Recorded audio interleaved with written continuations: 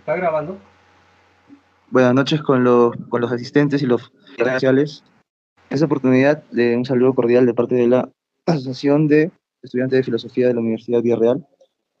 Vamos a presentar su ponencia Feminismo y Biología. Para ello, vamos a dar una pequeña biodata del ponente. A ver, dice, biodata de Luis Arbaiza, biólogo, genetista de la Universidad Nacional Mayor de San Marcos, consultor en Pedagogía de la Ciencia y en Medio Ambiente, magíster en Filosofía con mención en Epistemología, escritor, ensayista y escultor, pintor aficionado.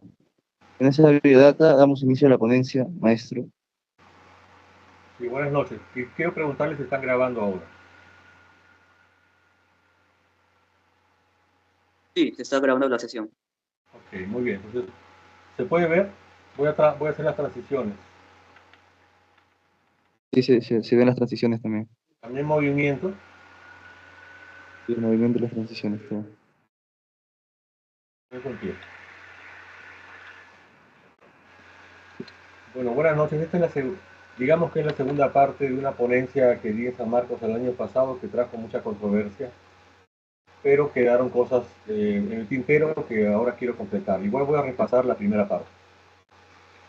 Primero, un marco, digamos, de ética intelectual es acerca del dilema de cuando descubrimos cosas que no nos gustan o que no son políticamente correctas, como lo que pasa en la película El Cuerpo, que un hombre descubre el cuerpo de Cristo, evidencia de que no renació ningún Cristo, no hay vida más allá de la muerte, ni siquiera para el Hijo de Dios, así que tiene el dilema de elegir entre la verdad incómoda o una mentira reconfortante. Bueno, en este caso nosotros vamos a elegir la verdad incómoda. Entonces, esta ponencia es políticamente incorrecta, igual que la primera. El marco teórico para este trabajo es la filosofía empiroanalítica. Ustedes saben que luego del positivismo lógico aparece una concepción heredada de filósofos que se dedican a una mirada rigurosa y científica de los problemas clásicos de la filosofía, y todo eso ha devenido en la filosofía analítica, pero la filosofía analítica se ha perdido en discusiones a veces muy escolásticas, olvidando su objeto de estudio, que son las ciencias naturales o la misma realidad. Y es por eso que yo recalco la idea de una filosofía empiroanalítica, que supera la filosofía analítica, que ya se ha desbordado en momentos muy abstractos. La filosofía, digamos, empírico-analítica tiene dos caras, así como una moneda, una filosofía científica y una ciencia filosófica. Las dos son distintas porque la filosofía científica aborda problemas filosóficos basándose en el conocimiento profundo de la ciencia. Y recalco profundo porque no se puede filosofar sobre aquello que no se conoce a profundidad, porque la filosofía es el examen más radical y más profundo de un tema.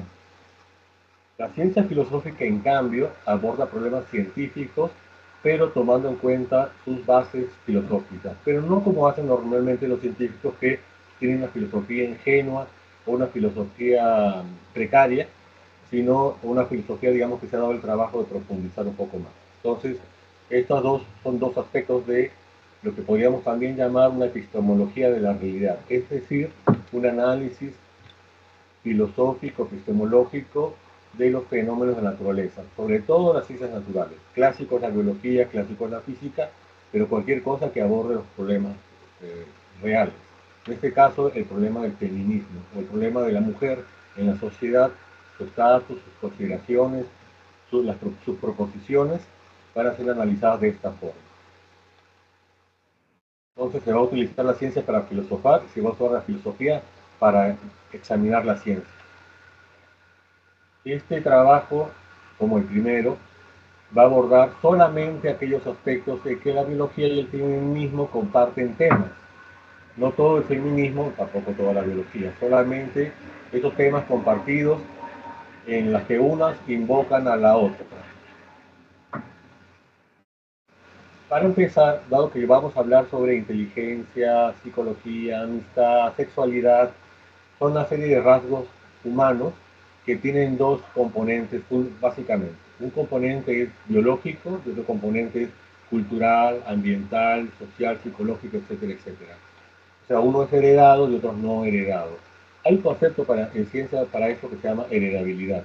La heredabilidad mesura qué tanto peso tiene la biología y qué tanto peso tiene lo no biológico, lo cultural, lo no innato. La suma de esos dos pesos tiene que ser 100 y es variable según lo que estamos examinando.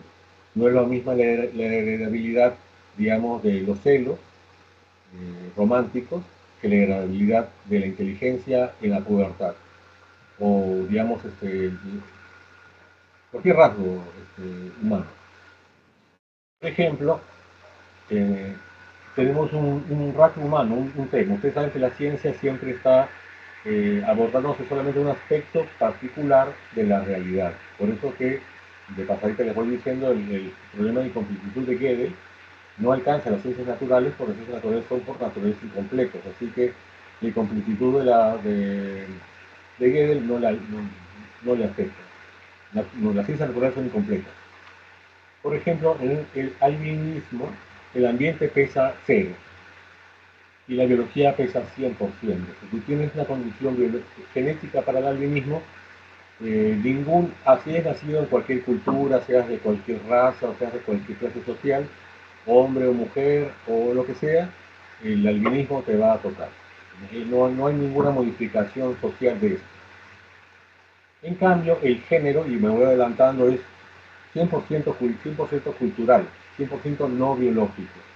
En algunas sociedades las mujeres se pintan la boca, en otras no se las pintan, se las tatúan, como por ejemplo en las maoríes de Nueva Zelanda, o en unas sociedades es bello los dientes blancos, en otras sociedades los dientes chuecos, en otras sociedades los dientes negros, y toda aquella clase de cosas culturales que son distintas en cada sociedad, tienen su historia, tienen un peso de la biología de 0, prácticamente 0, y del ambiente 100%. Estos son casos extremos. En cuanto a lo que vamos a examinar en feminismo, no hay ninguno que esté en ninguno de estos dos extremos, sino más bien están en una especie de composición, ambiente y biología. Por ejemplo, la talla. La talla no es algo que tiene sus raíces biológicas, nadie lo puede dudar, pero también tiene sus raíces en el ambiente, incluso hasta en la cultura. Porque nosotros sabemos que cuando una persona ha sido mejor alimentada o hace más deporte, va a tener más talla. Y sin embargo hay una predisposición genética para la talla que va a conversar con esto. Entonces las dos tienen un peso de 50%, siempre les decimos 100%. En cuanto a la talla, los hombres somos unos centímetros más altos que las mujeres. Pero eso es en el promedio general. Si nos vamos a los extremos, tanto a los más bajitos y los más altos, entre los más altos encontramos casi puramente hombres. Porque por una propiedad matemática de la campana de Gauss. Y entre las más bajitas vamos a encontrar mujeres.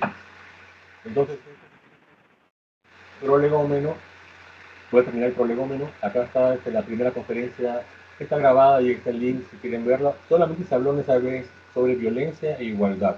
Ahora vamos a hablar sobre el cerebro, la sexualidad y también un poco de la violencia sexual, el aborto y creo y la amistad. Igual voy a hacer un repaso de las dos primeras porque creo que hay mucha ansiedad por hablar de ellas. La idea de este análisis, aparte de un análisis, no solo un análisis, digamos, empiroanalítico, frío y cerebral, también tiene que ver con una preocupación social sobre los abusos sin sentido del feminismo de la tercera ola. No estoy hablando ni del primero ni del segundo. Todos estamos de acuerdo con que las mujeres puedan votar, puedan estudiar y todo está muy bien, trabajar, etcétera, etcétera. Pero parece que en esta última generación hay una serie de abusos y sin sentido, o sea, proporciones ilógicas. Una de esas, voy avisando, tiene que ver con esta ley de feminicidio, que significa que si tú matas a una mujer, es más grave que si matan a un hombre. También que la segunda causa, por ejemplo, de cárcel en el Perú, después del narcotráfico, es la violación, una cosa que es muy difícil de probar científicamente, que básicamente las condenas están basadas en una mirada subjetiva del juez, que dice, bueno, me parece que, no están, que si la violaron, y aunque no haya pruebas para eso, se va para adentro. Estamos hablando de 36 pi, 756 personas en el año que se hizo este trabajo. Y bueno, y también del terrorismo ideológico que tiene que ver con imponer ideas, con imponer postulados eh, a la fuerza. Y eso yo lo he vivido bastante bien en este tema. Entonces, esta vez, a diferencia de la primera vez, no voy a postular, no voy a examinar proposiciones para ver qué grado de verdad tenían, porque luego descubrí que el grado de verdad de las proposiciones en realidad no puede ser eh, fraccionario, puede ser verdadero, puede ser falso o no saber. Entonces vamos a examinar muy bien acá hipótesis, si son sustentables o no son sustentables. Hasta este punto quiero saber si voy rápido, está bien, se escucha bien, se ven las imágenes. Todo está bien. Muy bien, entonces continuamos. No, sí, está viendo todo en orden, profe, sí. Está dividido en partes, creo que es hasta la parte 7. Cada vez que yo termine una parte, podemos conversar un poquito, no quiero hacer un monólogo aburrido. A ver, primero, la primera consideración analítica, y disculpen si esta parte es larga y un poquito árida, es qué significa ser mujer. En filosofía, en la tradición analítica, en la concepción heredada, se toma mucha importancia en las definiciones científicas. Y las definiciones no ambiguas, no subjetivas, no contradictorias, y que puedan servir como base para el resto de la investigación. Es muy famoso que en el libro de Whitehead y Russell, la principio de matemáticas, se toman muchísimas páginas y capítulos solo para definir que A es igual a A. Igual nos vamos a demorar acá en saber qué es mujer. Con eso ya podemos con toda la tranquilidad sumergirnos en el análisis de la problemática del feminismo, que aborda sobre lo que sufre una mujer. Parece que saber lo que es una mujer. Lo primero que debe ser refutado es esta visión que se alega mucho, aunque claro, en un plano más cotidiano, más coloquial, no en un plano rigurosamente científico ni supongo, no filosófico, es que ser mujer es autopercibirse como mujer. O sea que una persona puede decir, mira, me siento mujer, eso es suficiente. Eso para una mirada empírico-analítica es un círculo vicioso, filosóficamente hablando. O sea que es como decir que es ser un perro, bueno, es un perro, es sentirse como perro, o tener propiedades de perro, pero que es un perro. Entonces, la premisa se sustenta a su vez, aunque la premisa debería ser sustento, se sustenta en la definición, que debería más bien ser la que se sustenta en la premisa. Es un círculo vicioso que no lleva ninguna información. Entonces, ¿qué es definir realmente? Definir es poner en términos conocidos un término desconocido. Si yo les hablo de la causalidad, les tengo que explicar lo que es la causalidad no en términos causales, sino en otra clase de términos. Igual que eso es lo que vamos a buscar en el concepto de mujer.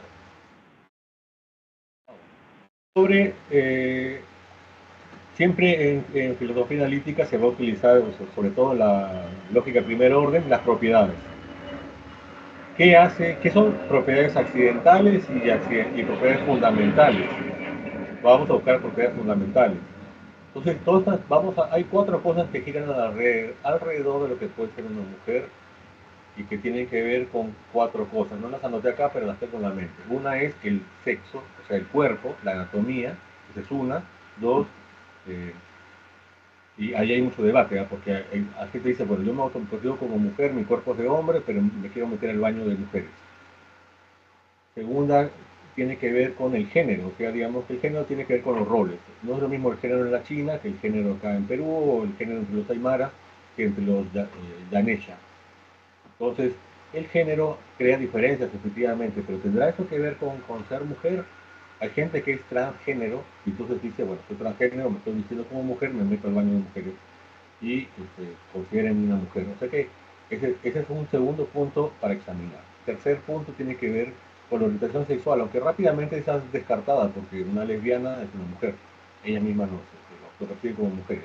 Así que esa tercera, como no es problemática, la cuarta es muy problemática, tiene que ver con la supuesta autoidentificación psicológica o cerebral que tienen los transexuales de que tienen un cuerpo de hombre, se sienten por dentro de una mujer, así que quieren transformar su cuerpo para que esté acorde con su mente. Hay una pequeña evidencia científica todavía no conclusiva, todavía muy primaria y que no se ha continuado. Y por otro lado, hay una serie de paradojas en esta definición, pero dado que este grupo reclama ser considerado mujer por la ley, por la sociedad, digamos, por la comunidad, tiene que ser examinado. Vamos a empezar por la primera. Nuestra meta es averiguar qué sustenta ser mujer, qué puede hacer que alguien diga si soy mujer o este sujeto tiene la propiedad de ser mujer porque tiene tales cualidades. En esta primera, el sexo tiene que ver con tiene cuerpo de mujer. Bueno, ya saben ustedes por su clase de biología básica del colegio que los hombres tienen cromosoma XY, las mujeres tienen cromosoma XX. Hay una genitalia básicamente, la producción de óvulos es típicamente femenina, no solamente en el ser humano, sino en todos los mamíferos. La producción de espermatozoides en todos los mamíferos por el macho de la especie. Acá macho y hembra, tómese en sentido biológico, no en sentido social. Y bueno, hay unas diferencias hormonales fuertes entre dos genes y diferencias genéticas. La más grande diferencia que hay es el cromosoma Y, que lleva 41 genes funcionales distintos en el hombre que no aparecen en la mujer. El más importante de ellos, pero no el único, es el gen SRI, que a veces salta del cromosoma Y al cromosoma X y aparece una mujer que es un hombre que es XX, pero porque lleva el gen SRI. Es un pedacito de cromosoma Y. Bien, ahí vemos, ese es el clásico, es lo que, según palabras de Aristóteles, si no lo pongo en términos valorativos, sociológicos, en los animales que no son imperfectos, el sexo es masculino y femenino. Las diferencias también llegan al cerebro. El más famoso de todos es el núcleo sexualmente dimórfico del hipotálamo en el cerebro. Pero hay muchas más otras diferencias, algunas cualitativas y otras cuantitativas, o sea, estadísticas, entre cerebro masculino y femenino. Está el cromosoma X, el cromosoma Y. A pesar de su pequeño tamaño, que se hace cada vez más pequeño, tiene 41 genes que crean una gran diferencia entre el genoma femenino y el genoma masculino.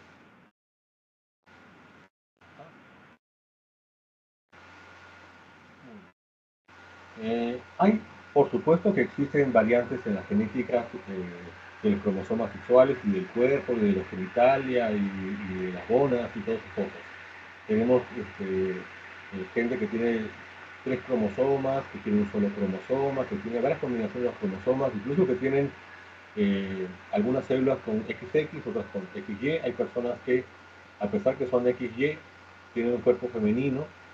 Hay personas raras, pero existen también que tienen los dos genitalia masculina y femenina, o sea que tienen óvulos y espermatozoides, aunque sea de forma vestigial. Todos estos casos son patologías anatómicas, patologías del funcionamiento. Alguien podría decir quién eres tú para decir esto es lo normal, esto es lo correcto, o digamos que incluso de esa premisa llegar a decir, bueno, entonces los médicos cuando ven que nace un niño que tiene testículos, pene, sus células son XY, está obligándolo a ser hombre por su anatomía, está cometiendo incluso un abuso.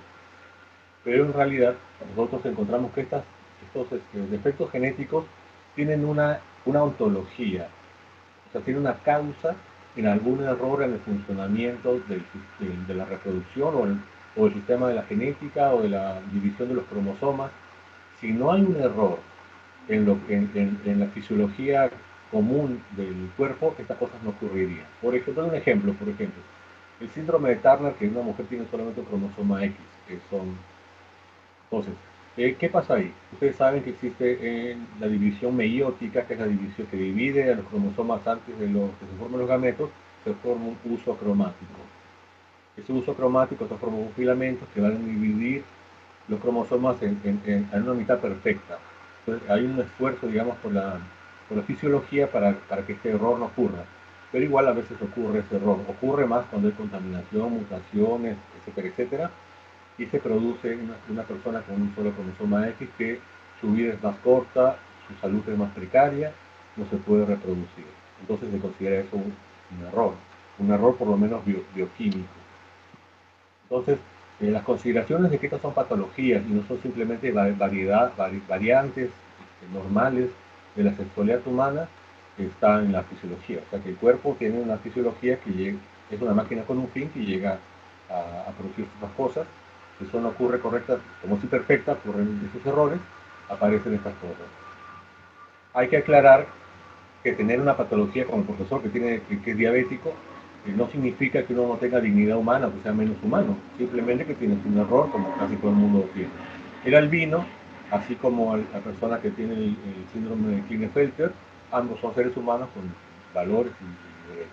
Entonces acá no estamos juzgando su humanidad, sino su salud.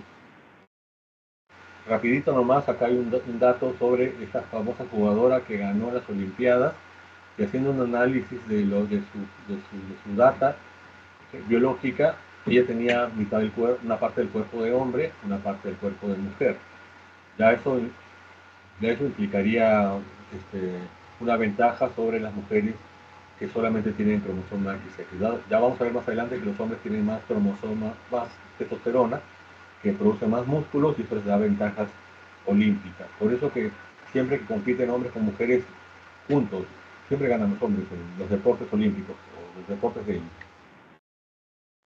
Ahora acá hay un detallito, por cierto, sobre el cambio de sexo. Bueno, resumiendo, esta no quiero leer. eh, el cambio de sexo es imposible o por lo menos es incompleto. Generalmente lo que ocurre en las operaciones es un cambio superficial o de la apariencia, o se crean neo órganos semejantes o análogos al pene o en la vagina. Ustedes saben que hay unos rasgos secundarios producidos por las hormonas que pueden ser cambiados por las hormonas efectivamente. Los rasgos primarios, por ejemplo, las gónadas, tener testículos o tener ovarios, es algo que no se puede cambiar con las operaciones. Eso no significa que sea científicamente imposible. Yo creo que eso va a ser posible en el futuro y habrá que hacer un análisis filosófico de esto. Pero digamos que ahorita eso no ocurre. Pero es un hipotético, posible, completamente posible. O sea, por supuesto que en el futuro se podrían cambiar las gónadas con todos los avances de la genética que hay ahora. Entonces, este sería un buen candidato para definir qué es mujer, porque implica lo que es mujer sin importar si la mujer es pobre, es rica, es india, es blanca, es etíope, nació en el siglo XX o nació en la época de Sócrates, es transcultural, en cualquier época siempre el cuerpo ha sido así, por lo menos desde que el hombre evolucionó hace 200.000 años a nivel africano, y entonces parece que es una constante. Acá abordo a Leibniz, que Leibniz dice su famoso principio cerniles que ustedes habrán estudiado, las cosas que tienen cualidades iguales son lo mismo. O sea, todas las mujeres que tengan, digamos, cromosoma X, ovarios, hormonas, etcétera, etcétera, todos ellos pertenecen al grupo de las mujeres. Ahí les dejo una formulita muy elemental, muy primaria sobre lo que es el principio cerniles de Leibniz. En cambio, si nosotros, por ejemplo, ponemos a un transexual no operado, y que tampoco se quiere operar, por ejemplo, que tiene pene, que tiene testículos, que tiene hormonas masculinas, algunos cambios físicos cambiados y un poquito de la ropa cambiada. Yo digo, y esta es una mujer, y yo la comparo con las propiedades de la mujer, porque para todo X sería mujer, Y una persona, para todo P, entonces si las dos comparten, son iguales, pero ahí vemos que no comparten propiedades que serían fundamentales desde el punto de vista de que la mujer es el cuerpo de mujer. Bien, cerramos esta parte que a mí me parece que adelanto es el único candidato importante para entender lo que es mujer.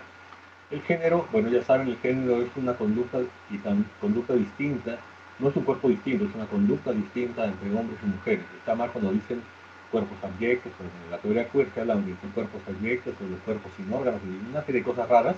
En realidad todo eso tiene que ver con cosas que no tienen que ver con el cuerpo, sino con los roles.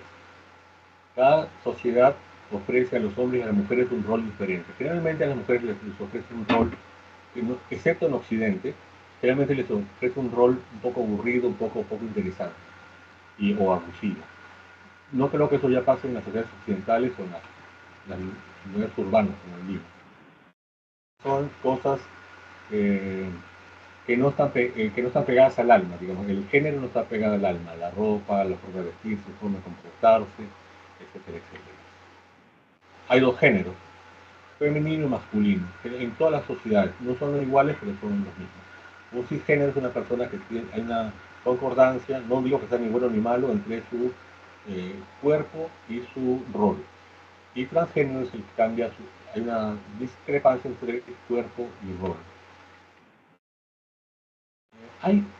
Se propone que hay más de dos géneros. La teoría queer, por ejemplo, dice que hay varios géneros, géneros fluidos, binario, no binario, de muchas cosas.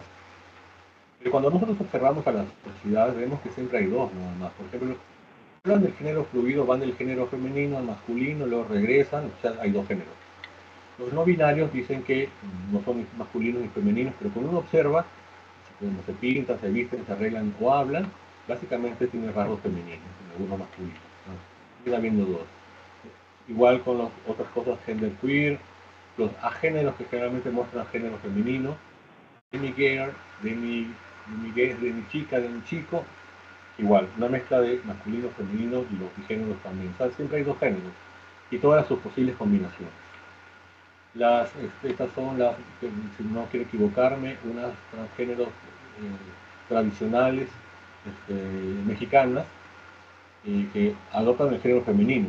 Ahí no hay ninguna cosa que sea distinto a la de las mujeres. Es una no imitación, pero digamos que es un espejo de lo que pasa en el género femenino. Si tuvieran un vestido, por ejemplo, hombres azul, mujeres rosado y ellos verdes, podríamos hablar de un tercer género, pero no se observa eso culturalmente. Como pasa en la India, los llamados dos almas, y hay muchísimas culturas donde están personas transgénero, tienen el género femenino.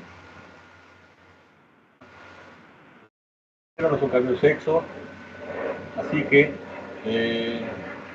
cuando se dice que una persona tiene un género femenino, pero que es mujer, estamos haciendo una falsa conclusión de que hay una experiencia escondida, y la experiencia escondida es que el género es más importante que el sexo, o sea que pesa más el género que el sexo, pero vamos a ver si eso es cierto. Bien, acá vemos también, adelantando, este no es el tema, pero vamos a ver que la gente que dice que es transgénero, dice que las cosas que les gustan de las mujeres, como jugar con muñecas, es algo que es innato. Pero el género no es innato en ninguna sociedad, porque ¿cómo vas a ver el bebé que van a nacer en una sociedad donde hay muñecas o donde hay lápiz de labio? Por ejemplo, un recién nacido, ¿cómo va a estar predispuesto a pintarse los dientes de negro? Porque justo están naciendo en la sociedad japonesa, en la que se quitaban los dientes de negro, que se estiraban los cuellos en otras sociedades. Simplemente me parece que esto es el transgénero es un cambio de roles. Por supuesto que todos tenemos derecho a hacer lo que querramos con nuestro género, nuestro sexo, nuestro cuerpo, es nuestro, no es nadie más. Lo que estamos haciendo acá no es juzgar si hay derecho o no hay derecho, por supuesto que hay derecho, es nuestro, sino estamos analizando su naturaleza. Pero la orientación sexual rápidamente se puede, con un análisis lógico rápido, descartar del fundamento del sexo, de la condición de mujer. Una lesbiana es mujer, tiene otra orientación sexual, sigue siendo mujer. Así que ergo la orientación sexual no define ser mujer. Entonces pasamos rápido de esto. Identidad de género es muy problemática, tiene que ver con los transexuales. Los más famosos transexuales son aquellos que se llegan a operar y transforman su cuerpo y su genitalia exterior, aunque no su gónada, todavía no se puede, en algún momento se podrá, hacia el otro sexo. Pero esto nos lleva a varias paradojas. Es un grupo que reclama ser mujer, porque aunque hayan nacido, es problemático y es algo que merece examen, ¿no? Acá hay unas paradojas sobre la transexualidad. Si sentirse mujer o autopercibirse mujer implica ser mujer, entonces ser mujer no es tener cuerpo de mujer. Entonces, ¿con qué se está autopercibiendo? Es algo así como yo me percibo X. ¿Qué es X? X no es, podríamos tener propiedades de X. Entonces, ¿con qué me estoy identificando yo con X? ¿Qué es X? ¿Cuáles son las propiedades de X que no sé en el cuerpo? Y de ahí viene la segunda. Si ser transexual implica un rechazo a los genitales propios, o sea, al cuerpo, o sea, si un trans rechaza sus genitales masculinos y desea unos femeninos, al ser su mujer, entonces el cuerpo es el que define ser mujer. Y nos vamos a la primera opción, ¿no? Si ser mujer es algo, y por otro lado, ¿no? Si esto no es así, si ser mujer es algo de la mente, ¿qué necesidad hay para cambiar el cuerpo? Y se puede ser mujer con pene, ¿para qué cortarse el pene? Entonces, acá hay varias contradicciones.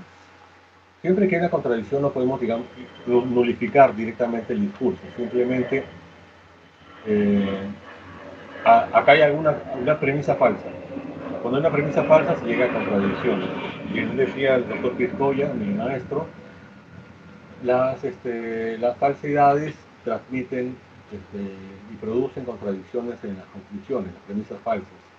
Y más bien, y también la falsidad, las premisas falsas se pueden descubrir a través de abajo hacia arriba, ¿no? De las conclusiones hacia las premisas. Algo está fallando en la premisa que me produce esa contradicción. Hay dos hipótesis rápidamente para los transgéneros. Eso no quiero ahondar, pero dado que es un grupo que reclama ser mujer, hay que examinarlo. Hay dos tipos. Uno que son transgéneros extremos, o sea que resumiendo rápidamente es algo así como lo que llamaba Sartre la mala fe. Yo considero cultural algo que en realidad, perdón, yo considero biológico, natural, algo que realmente es cultural. O sea, no es que yo sea mujer, sino que yo quiero imponer la idea de que eso sea, sea así, sea biológico, para poder forzar a la sociedad a considerarme mujer. Y en el fondo de esto está el deseo de serlo. ¿Y para por qué desearlo? Muchas gente, algunas mujeres, a mí mujeres me dicen, ¿cómo se les ocurre ser mujeres con las desventajas que tiene ser mujer en la sociedad? Bueno, yo creo que la lógica está para ser normal. O sea, que la idea esta es una sociedad de hombres y mujeres, me gustan los hombres, sería normal si fuera mujer, entonces voy a imponer esa idea, y voy a imponerle a los demás, que de alguna forma lo soy, para ser normal. Y por eso no es raro que en el mundo de los transexuales haya hasta cierta homofobia. Aunque parezca, a mí no me parece raro, me parece que hace sentido con todo esto. La otra posibilidad es que sea un cerebro masculino y femenino, y causado por alguna genética, y que eso hace que efectivamente el cerebro que tiene una conciencia del cuerpo femenino está atrapado en un cuerpo diferente. Eso no es tan imposible como vamos a ver. Ya expliqué lo de la dimensión cultural de esta tesis, explicar la otra parte. Se han hecho algunos estudios no conclusivos en que algunos transexuales, subrayo, algunos transexuales, no todos, parecen tener algunas variedades de un gen llamado ER que predispondría a una feminización del cerebro. Pero eso no es en todos, sin embargo, una pequeña desviación estadística podría ser la explicación. Ahora, yo pienso, no sé, esto todavía falta definir, o sea, la investigación científica no ha concluido, no ha arrojado suficiente información ni para uno ni para otro. Puede proponer un ejercicio mental para ver si efectivamente hay un cerebro masculino o femenino. Imagínense que ustedes por un error les hacen un cambio de sexo. Entonces, despierta con un cuerpo femenino. Su cerebro, su mente, su identidad, su autopercepción, su autoimagen de sí mismo, ¿seguiría siendo masculina? O dado que su cuerpo ya cambia a femenino. Y la respuesta es que sigue siendo masculino, entonces quizás el cerebro ya es masculino. Pero bien me dijo Rafael Mora, un filósofo que enseña justamente en la vida real, que todo eso se puede deber al recuerdo. Yo viví toda mi vida como hombre, fui para que me saquen la muela y me cambiaron el sexo, mi cerebro tiene todos los recuerdos de hombre. Una tercera posición, que es la que tengo yo, es que realmente la conciencia, la mente, el yo más fundamental es asexual, o sea, no es ni masculino ni femenino, o es un yo asexual que tiene recuerdos masculinos, recuerdos femeninos, recuerdos neutros. Cuando yo recuerdo que me como un arroz con leche que me gustaba de niño, eso no tiene ninguna sexualidad, ningún marco sexual. Entonces, creo que invocando acá a Guillermo de Ockham y su famosa navaja de Ockham, quizá la explicación más simple sea que hay unos recuerdos masculinos y recuerdos femeninos, y en el caso de los transexuales un anhelo de vivir la feminidad. Es un poco triste hablar de esos temas porque estamos hablando de un colectivo que sufre bastante. Yo no soy inconsciente de eso, pero yo veo también que hay un esfuerzo constante de ser. Y uno solamente se esfuerza por ser cuando no es. Y yo siempre veo como una constante actuación, una permanente esfuerzo por dibujar una personalidad. Hay gente, por ahí hay una famosa frase que dice uno es más genuino cuando se parece más a lo que quiere ser. Pero eso es algo así como cuando el Michael Jackson quería ser blanco. O sea, ¿por qué quiere ser esto? Más bien es como rechazar lo que tú eres. Cosas más fundamentales, ¿no? que el aspecto físico, que la mirada que tienen los otros sobre nosotros. Dejemos eso ahí, es problemático. Entonces, hay una solución para esto. Bueno, proviene de Aristóteles. Aristóteles dice, descompongamos las partes compuestas en sus partes no compuestas que no son ambiguas.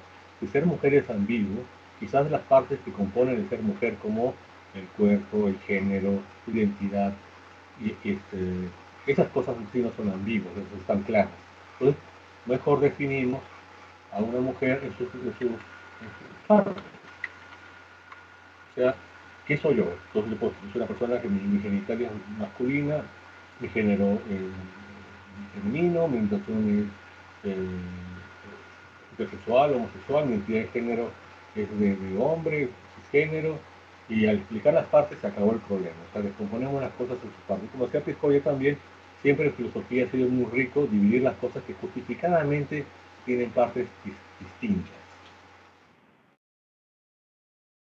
Entonces, ahora, si hay mucha impaciencia con una respuesta de qué significa ser mujer, entonces tendríamos que decir que es el cuerpo, porque es lo único, el sexo, o sea, es lo único que no cambia, que no es transcultural, que, por ejemplo, cuando las feministas quieren cambiar el género, las feministas están inconformes, las primeras feministas, digo, están inconformes con las mujeres no pudieran votar, no pudieran sufragar, no pudieran trabajar en algunas cosas, no pudieran ir a la universidad, tenían que vestirse y comportarse de cierta forma. Ellas cambiaron el género. Al cambiar el género no cambió su ser mujeres, siguen siendo mujeres, feministas, ¿no? Así que el género no cambia el sexo. La orientación sexual ya vimos que no, y la identidad de género es problemático. En todo caso, yo diría que para una forma de respeto a los transexuales, podríamos decir que son socialmente mujeres, pero no completamente mujeres. Y así se evitan decir cosas malas. Entonces, ¿qué es ser mujer? Yo, ahí termino esta primera parte que es digamos, el capítulo de introducción sobre lo que es una mujer. ¿Alguna pregunta? Con mucho gusto.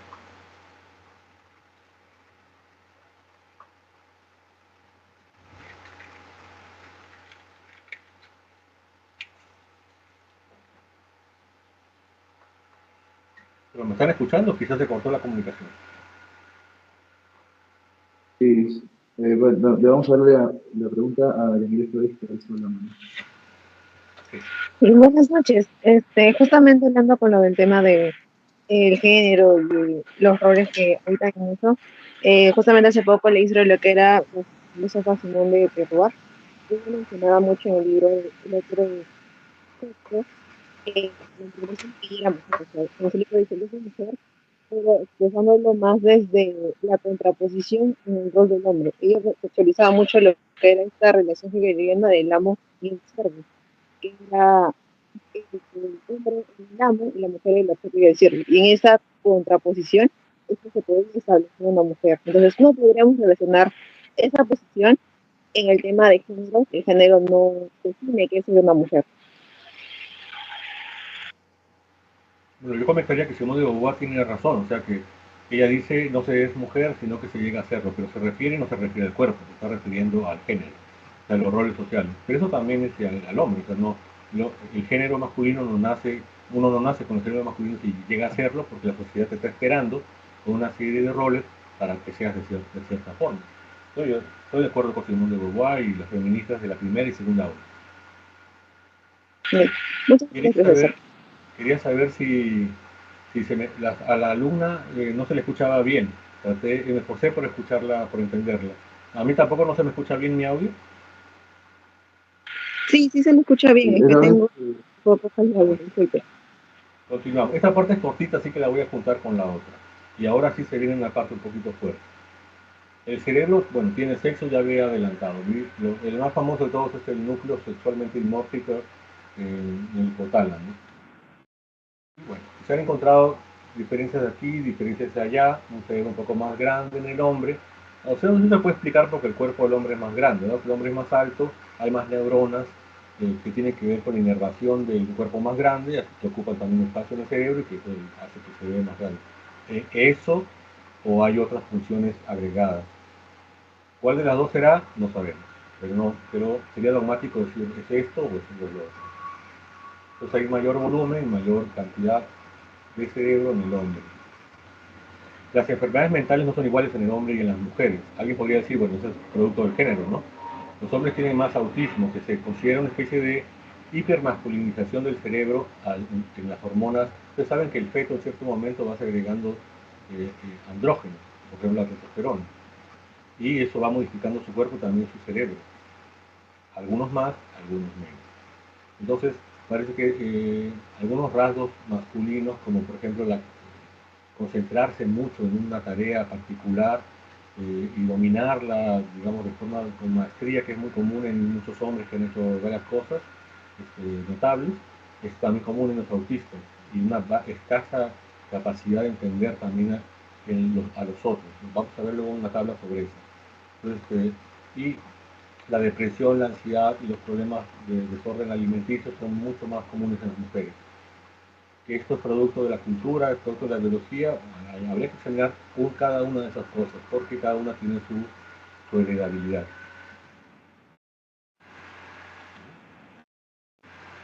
En general, todas las diferencias que vamos a ver ahora, que son estadísticas, no son esenciales, no son individuales, no en cada mujer, cada hombre, sino que en promedio. No sabemos si se deben a la plasticidad neuronal o a una diferencia programada genéticamente. Hasta ahorita no se puede concluir esas dos cosas. Vamos, ese es de entrada. Ahora vamos a examinar un tema picante, sin embargo que no causó tanto escozor como cuando mostré un pene, que lo voy a mostrar más rato en mi conferencia y otras cosas más. Y es que una proposición, las mujeres son menos inteligentes en promedio que los hombres. Estamos hablando de coeficiente intelectual, que tiene que estar alrededor de las ideas, el pensamiento lógico-matemático, las ideas espaciales, las cosas típicas cuando uno piensa, digamos, en los científicos y los filósofos también, el pensamiento abstracto.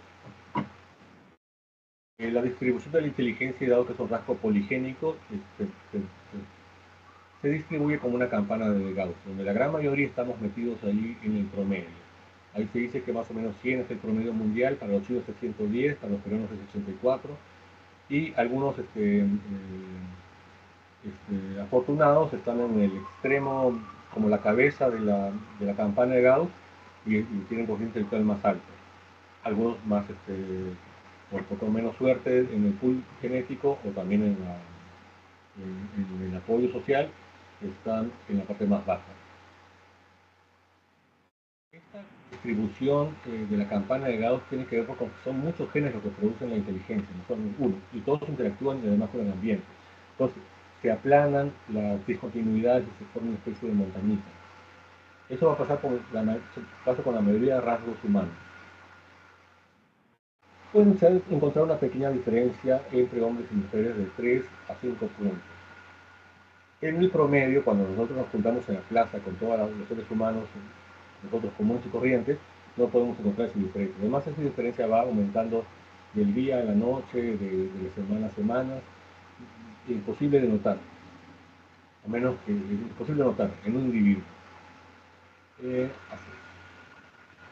Y esta pequeña diferencia se ha podido encontrar constantemente en diversas investigaciones. Yo he elegido para mostrarles investigaciones donde han participado mujeres, para que no digan que son los hombres patriarcales los que están haciendo estas investigaciones para aplastar a las mujeres. Varios aspectos de la inteligencia, del proceso intelectual, que se desdobla en varias otras rasgos, están apoyados. Siempre salen 3 o 5 puntos más o menos.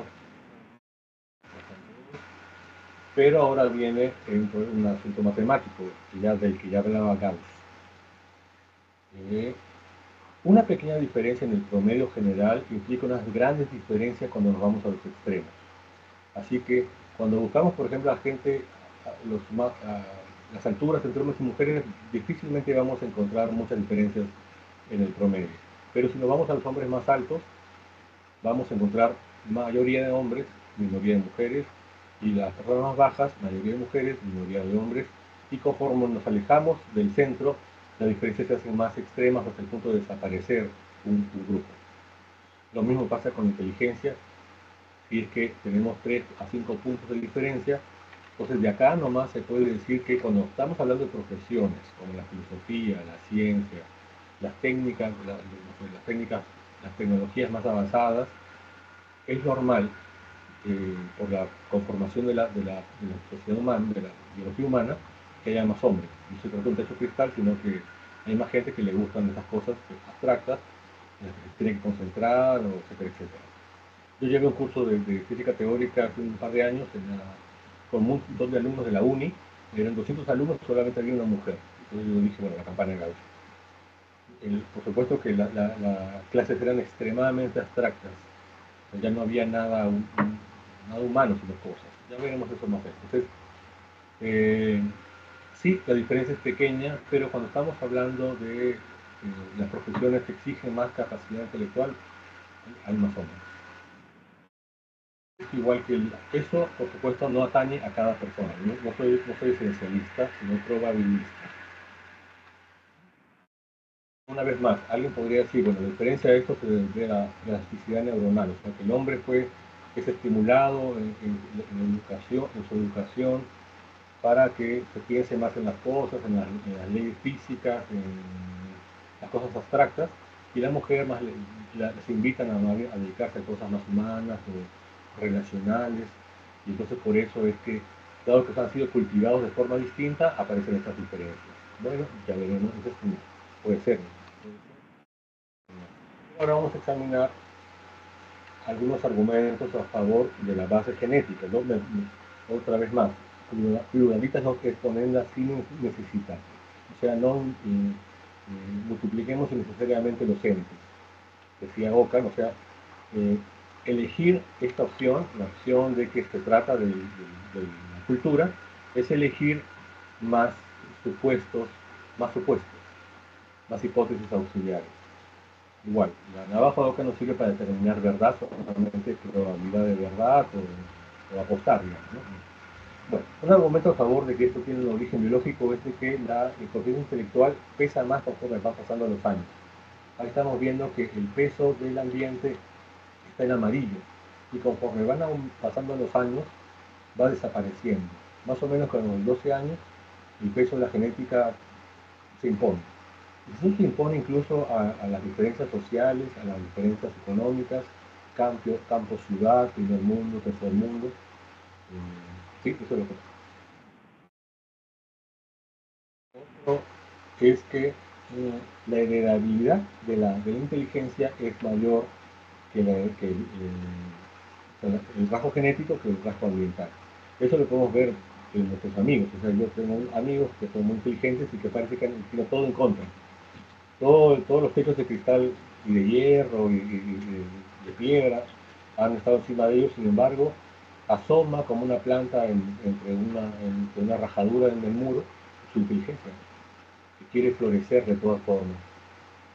No sé si esto tenga un poquito bueno, eso que acabo de decir es un poco subjetivo, quizás poético, pero está probado que hay más peso en la inteligencia de la genética que del ambiente. De eso nomás se podría concluir que de esas pequeñas diferencias en la campana de Gauss, sí, una parte puede ser ambiental, pero la gran parte tiene que ser biológica. Ahí tenemos un desglose del proceso intelectual en algunas características y su heredabilidad. Eso para que los estudien. Bien, otro ejemplo, mejor dicho, el tercer argumento a favor de que esto tiene una base biológica es que el cerebro femenino parece madurar más rápido, y todos los que hemos sido profesores del colegio los hemos observado. Las mujeres maduran más rápido, parece que los hombres todavía están en desarrollo infantil aún a los 12 o 13 años. Ya, pero esto tiene un lado bueno y un lado, y esto está probado científicamente, acá está la cifra. Por ejemplo, cuando nosotros estudiamos el cerebro de los niños abandonados o los niños huérfanos, no solo abandonados físicamente, sino también emocionalmente, ellos también maduran más rápido. Su cerebro rápidamente necesita volverse adulto para afrontar la vida, pero eso significa que queda pendiente la maduración de los rasgos más sofisticados.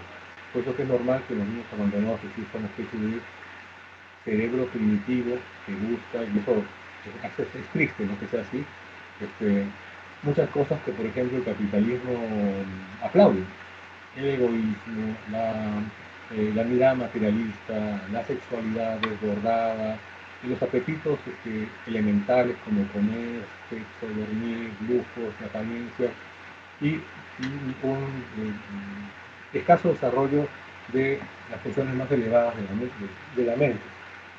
Así que lo que de pasadita, no solamente creo que el capitalismo quiere que haya más niños abandonados, sino que quiere que incluso los no abandonados vivan así. Y básicamente creo que lo han logrado. Yo que soy profesor veo una generación así, ¿no? Así que probablemente ese año o ese tiempo prematuro de madurez traiga un costo y puede explicar esa pequeña diferencia en el promedio. Otro argumento a favor es que allá en los países, por ejemplo, los países nórdicos, escandinavos, donde la igualdad es extrema, las condiciones son las mejores, continúa esa diferencia de 3-5 puntos. Otro argumento a favor de que una razón biológica es lo que decía Darwin en su libro, la selección natural a través de la selección del sexo. Y es básicamente que la evolución del macho y la hembra son distintos. Dado que la hembra es la que va a reproducirse sí o sí, el macho tal vez, entonces el macho tiene que hacer un esfuerzo por ser elegible. La mujer no se tiene, la hembra de las especies no tiene que esforzarse para ser elegible. El hombre no tiene esa cola extravagante, pues lo que tiene, pero son otras cosas las que, digamos, exhibe para ser elegible. Que la mujer elige el ser humano pareciera contradictorio con el discurso feminista, pero hay muchas pruebas de eso, incluso en las épocas más primitivas, que está el viejo tabú que el hombre venía con un garrote, la golpeaba en la cabeza y se la llevaba a la cueva, ¿no? Me parece que eso no pasaba. Hay evidencias en varios momentos de la evolución humana en que la mujer ha elegido el destino y sigue pasando de la especie humana. Eso lo veremos más adelante si tenemos tiempo. Otro argumento a favor es que los animales cazadores son más inteligentes y los machos de la especie humana eran cazadores. El cuerpo del hombre, como un poco parafraseando a Schopenhauer, habla de cómo un poco Aristóteles también habla cómo el ser humano, el cuerpo masculino es más fuerte, justamente porque tenía que dedicarse a más actividades fuertes, físicas, cazar animales de gran tamaño, y para hacer eso no solamente ir corriendo tras de ellos, con su fuerza física, nunca iba a ser suficiente para cazarlos, sino las estrategias de cazar hacen a los felinos y a los cánidos más inteligentes. El animal carnívoro es más inteligente porque los animales no vienen a su boca, sino que tiene que pensar unas estrategias y abstraer la causalidad para encontrar la forma de cazarlo. El último argumento, quizás se me ha dicho que eso es un poco subjetivo, es que efectivamente sí hay un techo que está sobre las mujeres, pero también sobre los hombres. Voy a mostrar algunas fotos de hombres que han tenido que luchar contra efectos especiales sociales,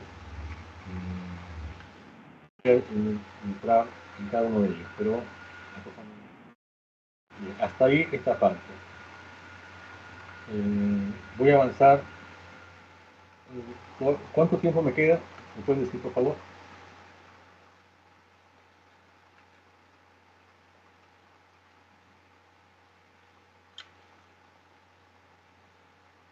Unos 10 minutos. 10 minutos. Bueno, otra vez se va a quedar aquí colgado. Bien. ¿Se está viendo mi video o no? Porque estoy fumando y no quisiera que me vieran fumando. Sí, sí se pueden visualizar.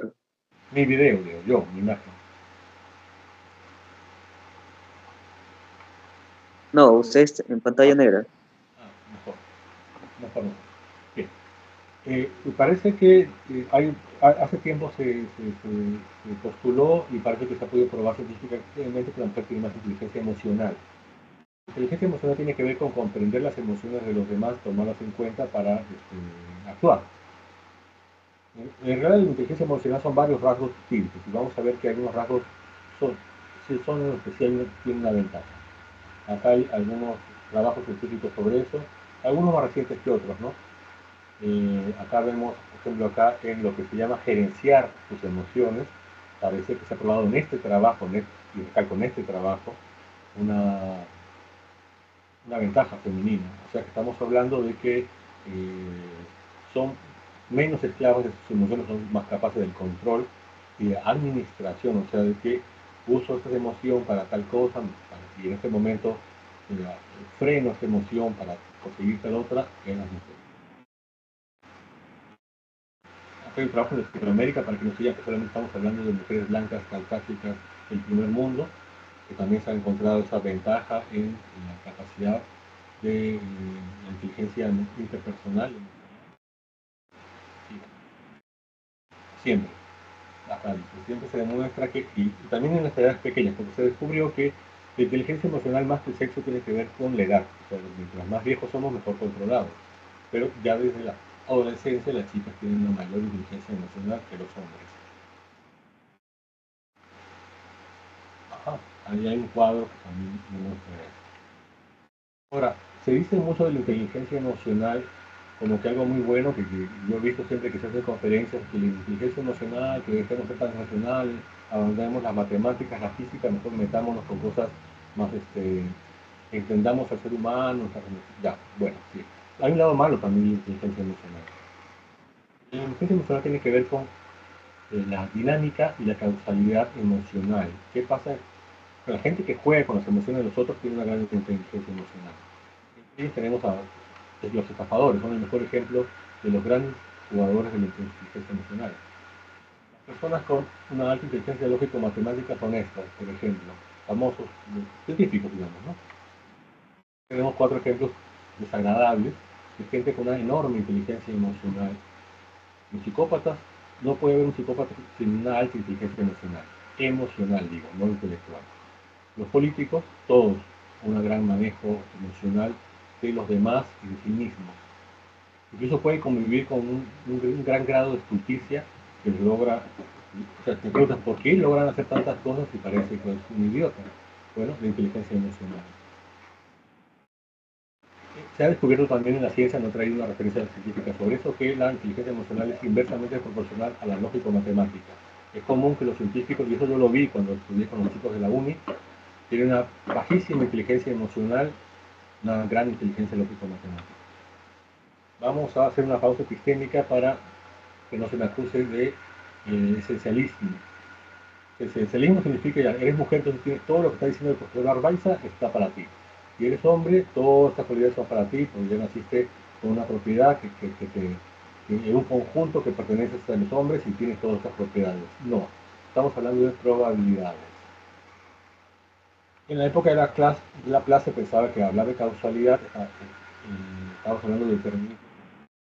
Voy a entrar en más detalles matemáticos acá, me hubiera gustado tener tiempo de hacer esto, pero básicamente digamos que hay cosas que son probables, no determinadas, pero el ser probable significa de que hay una regla matemática que nos permite calcular que esto va a ocurrir. Por ejemplo, yo no puedo decir, ya, Juana es mujer, entonces su coeficiente intelectual es 3 puntos menos que la de Pedro.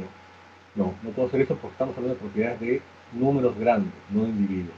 Pero sí podemos decir que si yo no conozco a Juana, pero yo sé que es mujer, yo puedo decir que hay una probabilidad que puedo calcular de que tenga 3 puntos más o menos en esta tasa.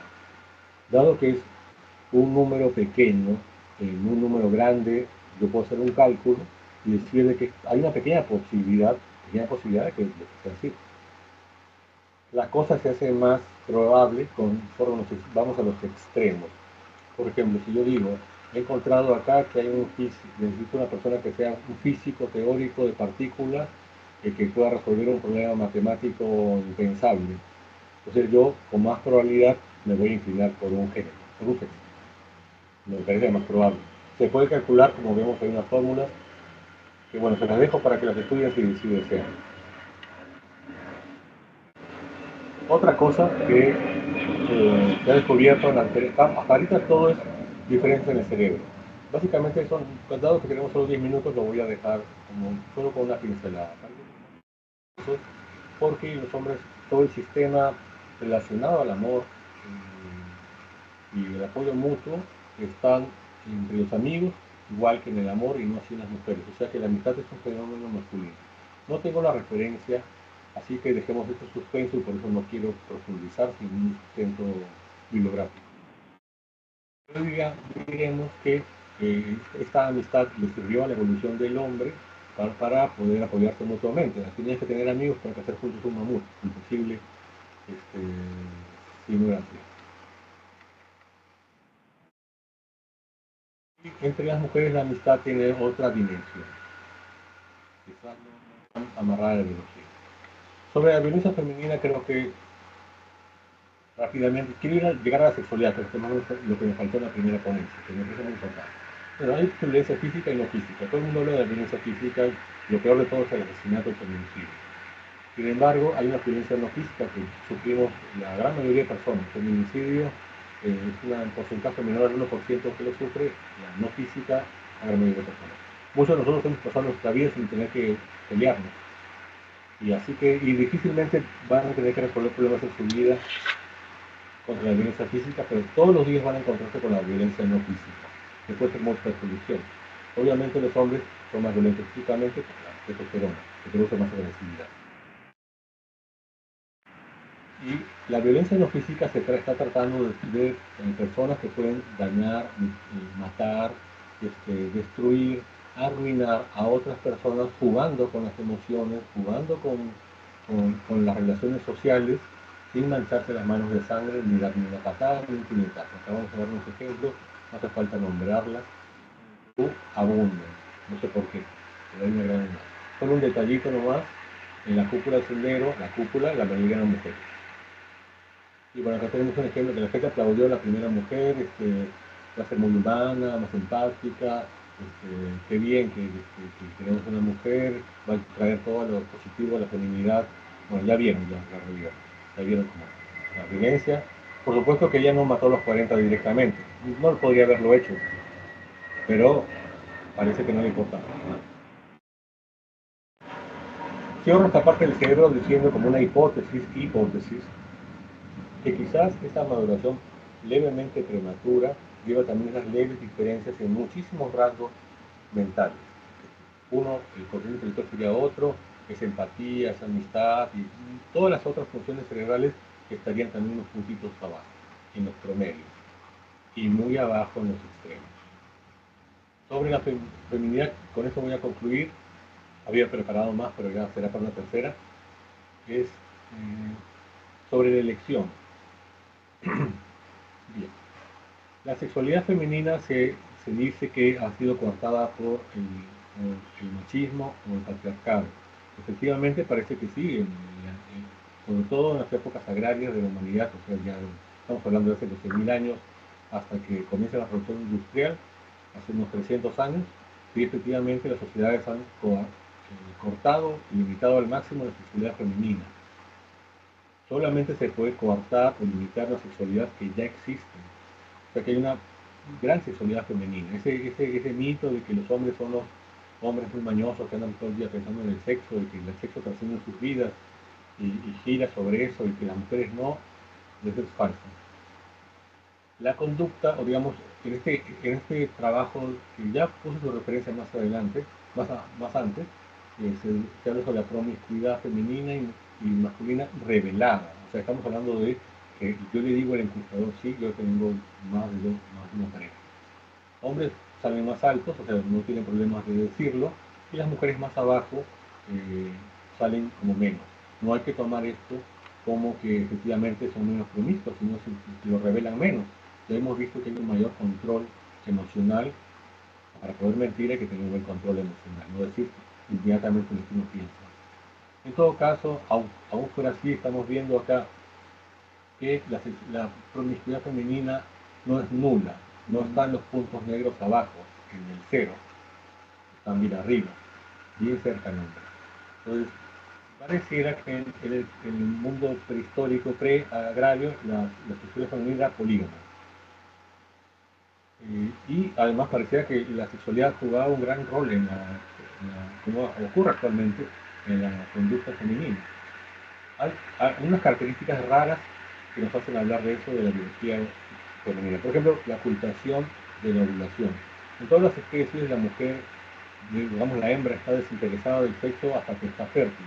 En cambio, en el ser humano, no. La fertilidad es oculta. Nadie sabe quién está. ¿Y por qué está oculta? Según Desmond Morris, en el famoso libro El mono desnudo, eso ocurre porque la sexualidad es una forma de vínculo entre las mujeres y los hombres, más allá de la reproducción. O sea que si el sexo y la reproducción solamente está en la cabeza de algunos católicos. En realidad nunca ha sido así, siempre el sexo servido para más cosas que la reproducción. Incluso conseguir comida. Estamos hablando de una época primitiva. Bueno, hay poligamia femenina. Y una de las razones de la poligamia femenina tiene que ver con esto que vamos a ver acá. Ahorita volvemos a la foto del pelo. En muchos animales, el macho mata a las crías de la hembra para que él tenga sus propias crías. Entonces la hembra opta por ser polígama, está con varios machos para que todos los machos dejan de matar a las crías porque podrían ser sus crías. Entonces parece que esa estrategia reproductiva apareció en el ser humano, que vivía en comunidades y que era muy difícil que se formara la pareja, y eso llevó a un buen número de la especie humana a la poligamia. Por lo menos todo eso desapareció, parece, en la agricultura y renació en la época industrial, y actualmente parece que por lo menos el 50% de las mujeres tienen una vida polígama.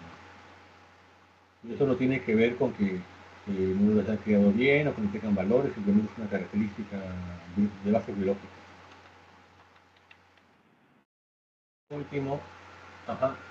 Entonces ya, veamos, alguien puede decir, bueno, ya la mujer era polígama o tenía una sexualidad dominante en su historia evolutiva, pero quizás ha sido forzada por los hombres. Bueno, no. Hay evidencia científica de que los hombres son elegidos, pero las mujeres siempre se reproducen. Y solamente un pequeño grupo de hombres es elegido. Quien los elige, las mujeres. Entre ellos no sortean a ver quién va a reproducirse. Esto proviene del estudio del cromosoma Y y el DNA mitocondrial. El DNA mitocondrial pasa de mujer a mujer y va acumulando, conforme pasa el tiempo, diversidad. Cada vez es más y más diverso. En cambio, el cromosoma Y, ya saben que está siendo más, ha perdido diversidad, va perdiendo diversidad y hasta tamaño. O sea que cada generación se han ido eliminando hombres. O sea, las mujeres han escogido solamente algunos de los hombres.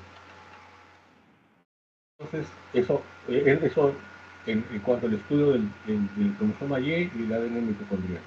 Y sobre hay unos eventos puntuales también. Por ejemplo, cuando el hombre salió de África, se encontró con el Neandertal hace 90.000 años. Si los hombres se hubieran mezclado con las mujeres Neandertal, entonces las Neandertal habían tenido descendencia con genoma humano, y al final se mezclarían con nosotros, tendríamos ADN mitocondrial Neandertal, pero no hay. Lo cual prueba que en realidad fueron las mujeres las que se mezclaron con los varones Neandertal, que no podían aportar DNA mitocondrial, solamente su cromosoma Y, y por eso que nosotros tenemos un 9% de genoma Neandertal, pero de origen masculino. Las mujeres humanas eligieron mezclar. Eso también pasó hace unos 7.000 años en Europa, en que las mujeres, hay evidencia, eligieron unos hombres más chiquitos, más pequeños, menos robustos, que venían más o menos de las recetas iránicas. Estábamos hablando de Inglaterra y España. ¿Por qué eligieron eso? Bueno, estos hombres traían la rueda. Entonces, ahí los hombres eran más altos y se volvieron más bajitos, y esos hombres tenían los ojos negros. Parece que todos los hombres tenían los ojos más claros, y entonces los ojos negros aparecieron por una elección femenina hace 70.000 años. Estamos viendo aquí que eligen no solamente el más decorado físicamente, como el pavo real, sino este que traía la rueda. Bueno, acá hay varios eventos en la evolución humana en que se ve que se pierde genoma masculino, o sea que una gran cantidad de hombres fueron descartados, y con ellos se fueron su diversidad genética en cromosoma. Y creo que ahí lo vamos a dejar. No quiero usar tampoco de mi garganta ni de ustedes. Muchas gracias por escuchar.